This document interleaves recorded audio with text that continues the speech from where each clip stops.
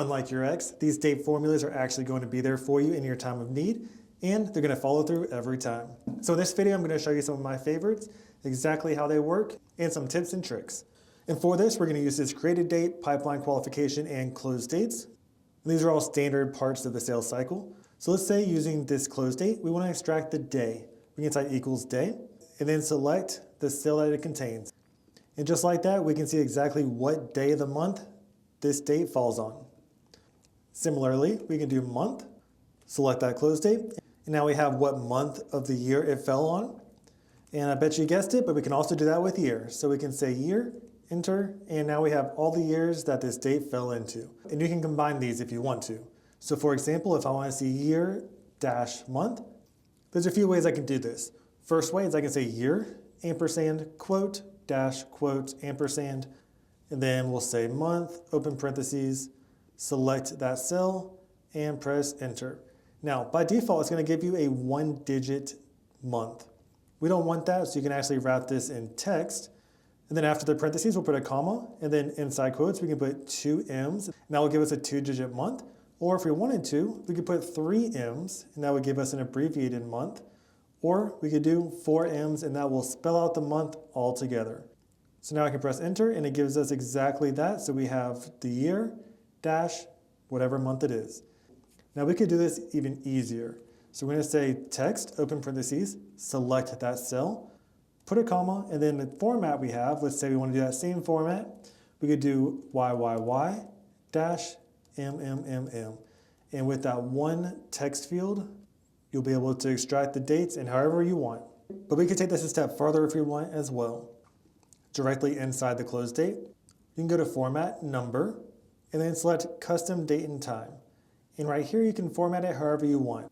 So let's say we want to have a 4-digit year. We can select this drop down, select year, change that to 4 digits. Let's put a dash. Let's change this to a day, and we want to have a 2-digit day. Dash, and then we want to have the month. So we can have month, and let's do a 2-digit month. When I hit apply, it's going to format that all the same way. So we have the year, dash, the day, dash, the month. And if I wanted to change that, I could. So I can go back to format, number, custom date and time. And let's say instead of the day being first, I want the month to be first. So I can delete that, put a dash, and then now I have the day, and put that with 2 leading zeros again, apply, and it works exactly like that. So you can easily format the dates exactly how you want it without having to use a whole new column. Now let's say we want to see what week number this falls into. So we can say equals week num, and then select the date. So you can see this is the 9th week of the year, 6th week of the year, and so forth. And it's as simple as that. Now let's say you want to calculate how many days it's been between 2 different dates. You can do it multiple ways. One way is that you can simply type equals, select the end date minus the start date, and it will show you exactly how many days it's been between those dates. And this is possible because dates are actually a number on the back end, not a date. So if I were to change this to numbers, you can see the correlated numbers. It's just visualized as a date for it to make sense to us. So that's what allows for all the different calculations. Now you can also say days, open parentheses, end date, comma, start date, and it will do the same exact thing as you did before. It's just a little bit more formalized. But let's say you don't want to include any weekends or holidays. So you only want to include working days. You can type equals NETWORKDAYS, and we'll put the start date first, the end date, and press enter. And once I do that, it will show me how many days it's been between the start date and the end date. One thing to note is that it does include both the start date and the end date. So we have 3 days here. If you don't want to include one of those, you can simply subtract 1 from it and you'll be good to go. But for my use case, I want to include both. Now, if we don't want to include holidays as well, for example, Coca-Cola has 5 different holidays that fall within those days. So instead of 36, it should actually be 31. So after the end date, we're going to put a comma, and then we're going to select the cells that contain the holiday dates. We're going to anchor those in with $signs to make them an absolute reference. Reason why we're doing this is because we don't want it to shift as we drag this formula up and down to the rest of these rows. And you can turn it into an absolute reference all at once by pressing F4, or you could add a $sign in front of each column in each row manually. So once I do that, it's going to exclude anything that's on this list that fall between these 2 dates.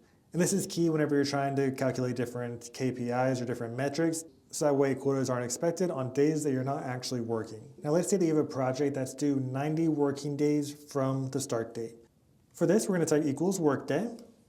We're going to select the start date, put a comma, and then now instead of using an end date, we're going to put however many days we want. And this is working days, so we'll put 90. So if I were to press enter, you can see that 90 working days from February 17th is July 23rd. Just like last time, we can exclude holidays as well. So I added some more holidays to this list to fall within range. So I'm going to select H2 through H12, press F4 to anchor that in. So now you can see that since we had 2 holidays that fell between that range, the number of working days to hit 90 days went from July 23rd to July 25th. That's because Memorial Day and Juneteenth were not working. Now let's say you want to see what day of the week this falls on. You can type equals weekday, put a comma, and then select the date. Now by default, it goes to Sunday through Saturday calendars. So I'm in the US, I use Sunday through Saturday, so that's perfect for me, where Sunday is number 1, Saturday is number 7. And if I were to double click right here, we have the 28th, which is Saturday, which is the 7th day of the week. But let's say that when we're not in the US and we have a Monday through Sunday calendar instead. We can put a comma, and by default it starts counting with 1, but if we want to start on Monday, we'll put 2. So just like that, instead of Saturday falling on the 7th day, it now falls on the 6th day. And if I were to change this to a Monday, so now you can see that falls on the 1st day of the week instead. Now, some of my favorite formulas to build off of is EOMONTH and EDATE. So for example, if I want to find the last day of this month, I can simply type equals EOMONTH. I'll select the date that I want to audit, put a comma, and then I'll put a 0 for the current month. And when I do that, I'll have the last day of the month for every single date that's there. If I want to look in the past, I can put a -1, and that will show me the last day of the month of last month. Or if I wanted to go into the future, let's say I want to see 4 months from now, I could put a 4, and that will show me 4 months down the road, the last day of the month. And if I want to see the first day of the month instead, I could put a +1, and that will show me the first day of the month 5 months out. So you can build a lot of great formulas, and you can make it even more dynamic by, instead of having a date right here, you could put today, open parentheses, close parentheses. And when you do that, it will filter 5 months from today's date, and it will extract the first of the month. I'm filming this on March 1st, so that's why you're seeing August 1st. But since today will update based off of whatever day it currently is. So as time progresses, this month will update along with it. Another great formula is now, open parentheses, close parentheses, and that will show you the date and the time. So you have the date with today or the date and the time with now. Now, one thing to know about now is that it's a formula that always updates. So if I were to make a change right here, you're going to see that that updated automatically as well. So if you have a bunch of now formulas, it's really going to slow down your sheet. So I don't always recommend it. Now, similar to EOMONTH, you can do equals EDATE. And we'll select our date, put a comma, and then however many months you want. So let's say we want to have 2 months down the road. I can press 2. And the difference is that instead of it returning the last day of the month, it's going to return whatever date it was within the month. So you can see right here, we have the 2nd, and then we have the 2nd right here, 2 months from now, the 20th right here, 2 months from now, and so forth. So if you have to complete things on regular intervals, or you need to make sure you have it on the same day every month, EDATE is a great formula for you to use to make sure you're hitting your deadlines, you're adding tasks, or whatever the case is, exactly which day you need to every single month. So that's a lot of my favorite formulas. Another thing that I like to do is create conditional formatting based off of specific values.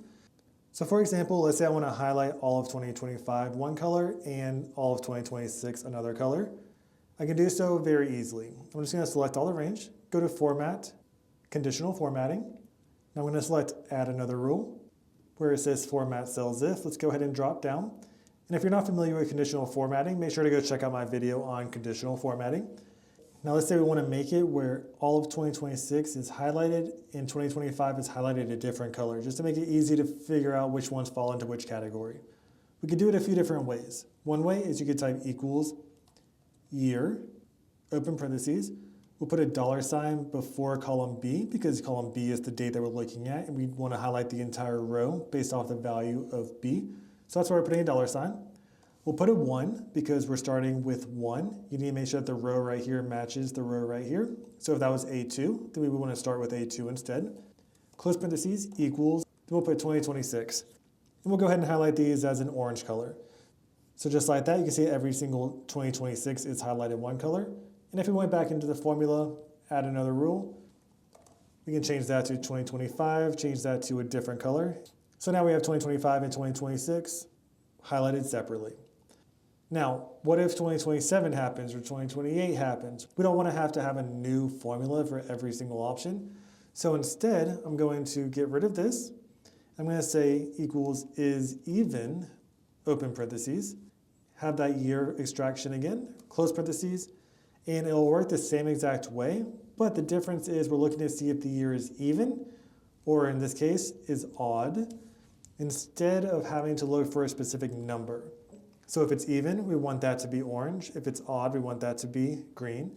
Now you can see down below we have a bunch of blanks, and that's because it's a blank cell. So to clean that up, we can click on one of our formulas, click add another rule to duplicate it, and now we're going to say is empty, and let's say none fill and none text. Now it's still going to be green until you move this to the very top. How this works is it executes the first rule. So it looks to see if the cell is empty. If it is empty, then it's going to apply this formatting. If it's not empty, then it's going to continue with the next rule. So it's going to see if that year is even. If it is even, it's going to apply the orange color. If it's not even, then it's going to continue to the next rule. So if it's odd, then it's going to apply this green color. And if it's not odd, then it's going to continue with the next rule. Now everything in our data set is going to be either even or odd or blank, so that's why everything is highlighted. But since we have it based off of even or odd, if I were to change this to 2030, for example, it's still going to be highlighted. If I were to change this to 2029, now it's going to be highlighted, but it's going to be highlighted as an odd color. Such a great way to keep things dynamic without having to have a bunch of manual updating. All right, so that's a bunch of different date formulas that you'll use on a regular basis. And while some of these overlap, a lot of these have their own specific use cases. So it's great to be introduced to these different formulas. That way you know that they exist whenever that situation arises. If you want to see more on conditional formatting, I'll link that below. Let me know if you have any questions and like and comment for more.